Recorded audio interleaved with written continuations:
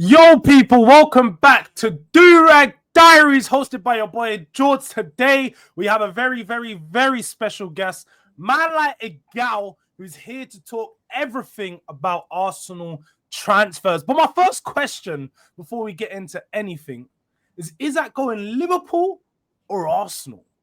Listen, Tell me. bro, I'm sick and tired of the bullshit. Isak's not going nowhere. These Liverpool fans are delusional. They think they can go and sign anybody because they won the league. They think everyone wants to join them because they won the league. They think all of a sudden because they signed Florian Wirtz that they have unlimited pull and every single player in the world wants to go to them. Mark Guehi's apparently going to go to them. You know why? Because your centre-back options are dead. Outside of Van Dijk and Konate, you have no good centre-backs.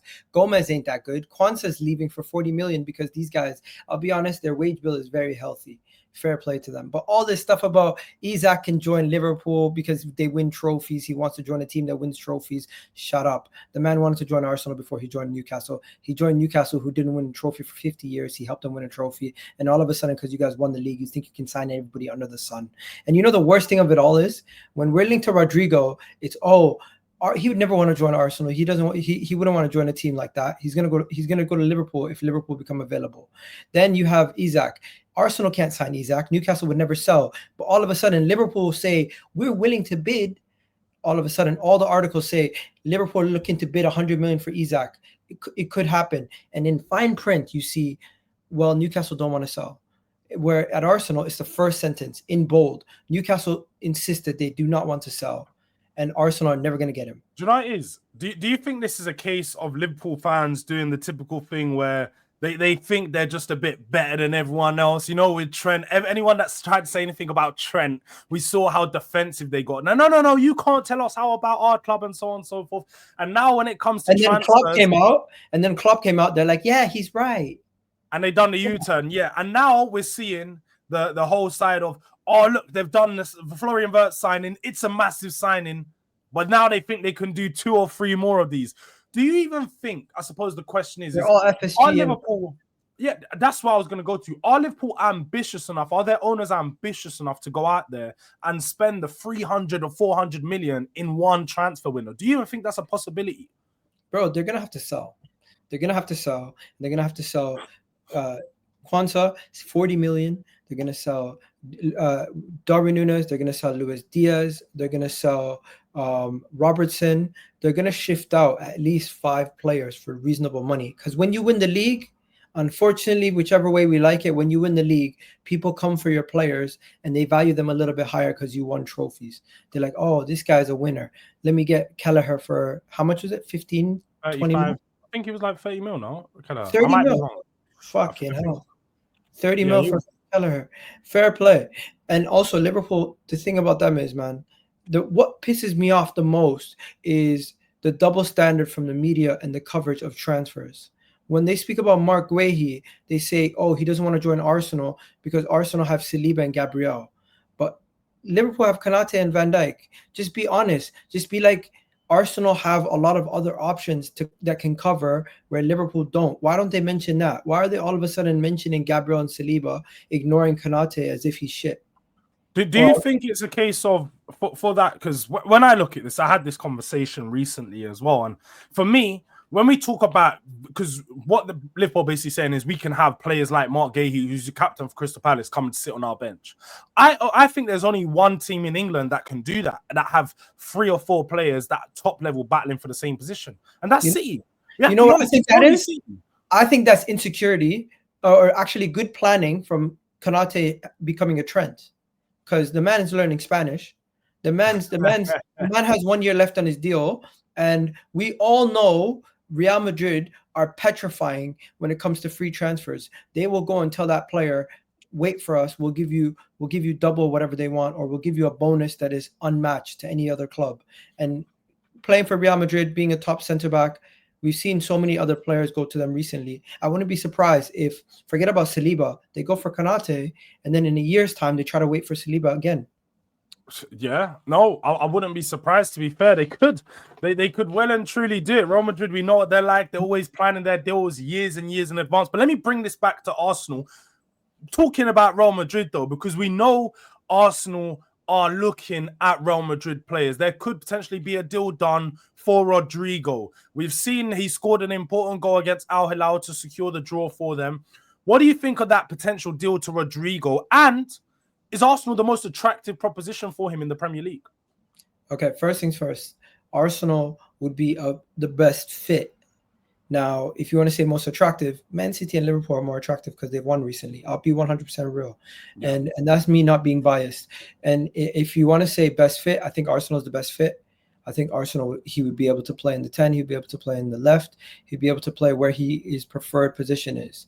And there's not somebody who's really going to be taking his place from him over there. Where you go to Liverpool, you have Gakpo. You go to Man City, you have Doku, Foden, so many other players in that position that could take his place. I don't think Trossard or Martinelli would take his place. And even then, he could shift in and play in the 10. He could shift in and play up top. He could play in so many other positions. He would be Alexis Sanchez type signing for us. Probably one of the biggest signings we've made. I heard someone else say that exactly, to be fair. Yeah. I feel it's very similar, isn't it? Because at Barcelona, Alexis Sanchez was never the go-to player, but he was one of the options. And then he went to Arsenal and he went to another level. It was like, yo, this player come to the Premier League and people start to realize, yeah, he might not be nothing at Barcelona, but in the Premier League, he's one of the best. I agree. I do agree. It's a situation where the ball's in the player's court. If he tells Real Madrid he wants to leave, he leaves. If he tells Real Madrid he wants to stay, he stays. But Arsenal are, for once, seeing a really good player out there that fits what we need and are speaking to him openly and making everyone know that we want him. We've spoken to his people, and it's really down to Real Madrid and him if they want him to be sold. So this is going to drag out for later in the window. The main thing I have is, why the double standard? If this is Man City being linked to Rodrigo, everyone's freaking out saying, oh my God, Man City's about to sign Rodrigo. If this is Liverpool, similar to Isak, being linked to a player who's not even 100% sure if he's going to leave, people are going to be more open to have the discussion. But the moment it's Arsenal, it's being shut down. You've seen the whole Zubimendi thing 2 weeks ago, where it's like Real Madrid are all of a sudden last minute going to get Zubimendi. Today, David Ornstein says the medical's happening. Nobody's going to go back to that and be like, yeah, I was silly to think that he was going to. I can't lie. I did. I can't. People may not have seen, but I did release an upload saying that I'll hold my hands up. I was laughing. I was part of the gang that was laughing when Zubi Doo was on his way to Real Madrid. I was one of those guys. But so I released the video and I said, you know what? I was wrong. He's ended up at Arsenal now. But going back to Rodrigo, before we move into Zubimendi, you are right. I do think there's a case of, because it's Arsenal, a lot of people think the deal won't happen and that he wouldn't look at the possibility of going to Arsenal. I think if I'm being realistic, even taking off my Tottenham hat, being non-biased, Arsenal's probably the best destination for him away from Real Madrid. If you're looking at a club that's ready to compete, yes, Arsenal aren't at the best level, but they need a player like him where he knows he can go to Arsenal and become the catalyst to being Premier League champions or Champions League winners, because he's a clutch player. Like I said, in moments, Arsenal have missed a player that can pop up with goals in big moments. That's where they've missed. Because when you're playing good, Arsenal are playing good. But when you're not playing good, that's where the problem is. You need a player that can just step up when you're not playing good. Rodrigo is that guy. Let me break down a realistic transfer window, and this is for anybody that's watching, not even just Arsenal fans. I think this is realistic. You go get Zubimendi, you go get a left winger of quality like a Rodrigo, and if you can't get him, you go and get Eze or somebody else in the league. Even Lookman's there, man. Stay away from Lookman, because Gasperini's players do not translate in other systems. They actually struggle. Any player Gasperini has ever had who popped for 20 plus goal contributions in his career, their next move, flop. This man flopped in the Premier League before at lower clubs. I don't want to risk it on a Lookman. I would rather go get an Eze. I'd rather go get somebody like Xavi Simon or Morgan Rogers and change the even profile of what we're looking for, than go for a Lookman. And I don't rate Rafael Leao either. I think Rafael Leao is extremely overrated. I wouldn't be surprised if we don't get any of those guys, we end up with a Rashford, because that's how Arsenal are in the past. Can't lie. I think a lot of teams are going to look at Rashford later on in the window. That's what will happen later on in the window. He would have to lower his wages. Now, bringing it back, even if you're a rival fan, you can see this. Arsenal signed 3 big signings. Arsenal signed 3 small signings. Kepa would be a small signing. A backup for Partey would be a small signing because Partey's most likely gone, and he wants better wages. So we're gonna go look at 20 million, get a young up and coming 23-year-old midfielder who can win the ball back, very good passing range in Agume for Seville. He's 20 million, decent player. That's what we're looking at right now. And then the final small signing would be a defender. And I know you're gonna laugh, but you have about 7-8 defenders. Why do you need more, bro? This is why. Why do you need more? This is why. Zinchenko is going to be going. Kieran Tierney's already left. Tomiyasu's always injured. Calafiori's injury prone, and really and truly, Ben White, Calafiori, and what do you call it? Timber are considered fullbacks. They're not considered full-time center backs. So really and truly, you're putting yourself in a situation where you're thin. We want either Mark Wehi or Hato.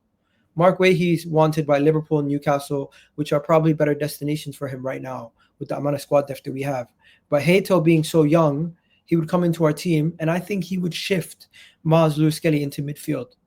That's how good I think Hato is at left back, and he can also play center back for both positions. He could potentially be, if Saliba leaves in a year's time, he could be Saliba's replacement. Okay. That's how good. Big shout. Hato could be Saliba's replacement.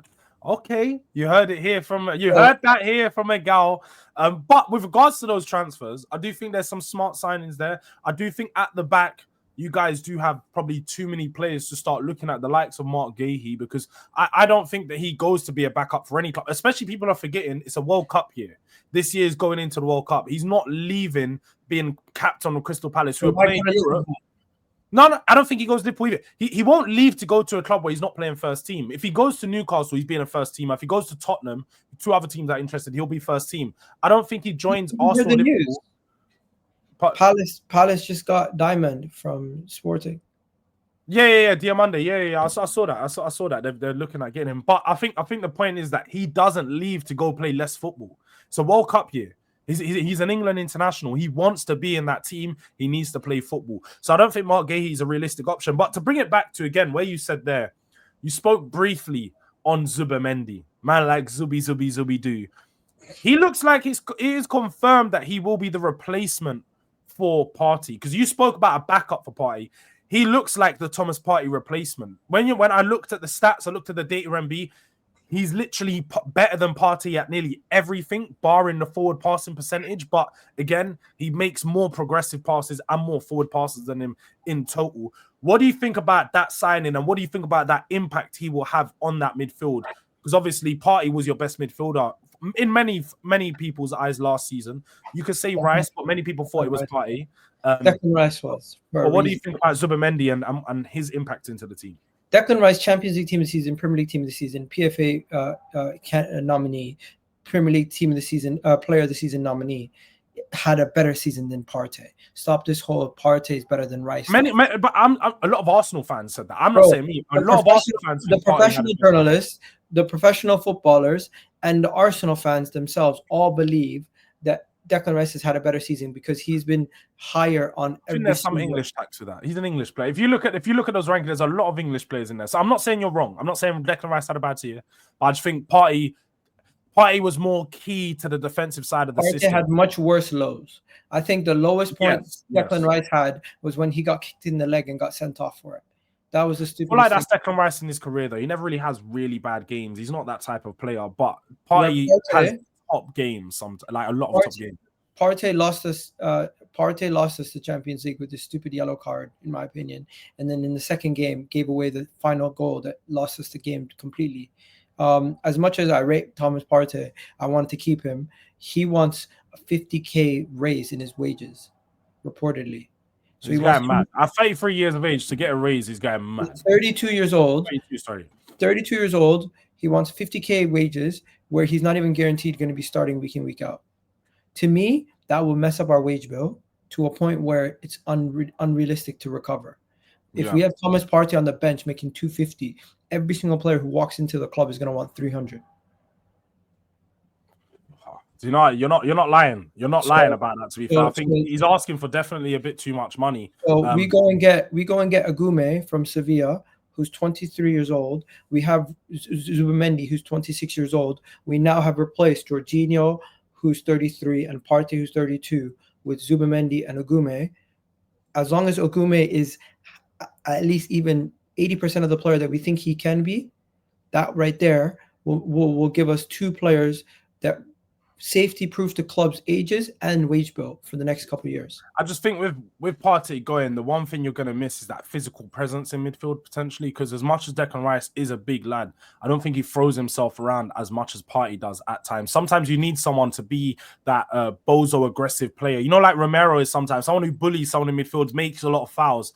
Partey was that guy. Now, Zubamendi is good defensively, but I think you may miss that profile. Now, I know Ogume, who you're trying to bring in, does have that profile, but I think it's key that you have someone of that nature in your midfield. So you will need to make that signing soon. I got two names for you. One, first, Zubamendi is really good defensively. No, he is. But I mean, like more of that. Ogume is one of their links. And number three, with Hato potentially coming in, Maslow Skelly might get game time in the midfield. All right. There's some good potential options there. Just on the last thing before we do head out, obviously we know the saga. Now this is really going to be. I think this is the transfer saga of. We know this is going to be the one of the window. Which one? Cesc, Gyökeres, or do you know what? I've got new names for them: Cesc Ho and Gyökeres, because these men are just trying to get anyone that is going in for them right now. Obviously, we know the rumors of the fees is that Leipzig are now willing to drop their fees slightly from the 100 million euros that they've been standing very, very firm on. What are your thoughts on how this transfer saga is playing out? Because obviously there's every other day there's a new development. Or what do I want? Which one? What are your thoughts on the transfer saga? Then tell me, who do you want? What are my thoughts? I think the way that it's portrayed is that it's portrayed as if Arsenal do not know what the hell they're doing. And as rival fans, you guys are going to laugh. You guys are going to have fun. But the reality situation is Arsenal have somehow made a bidding war between two clubs to sell a player to them.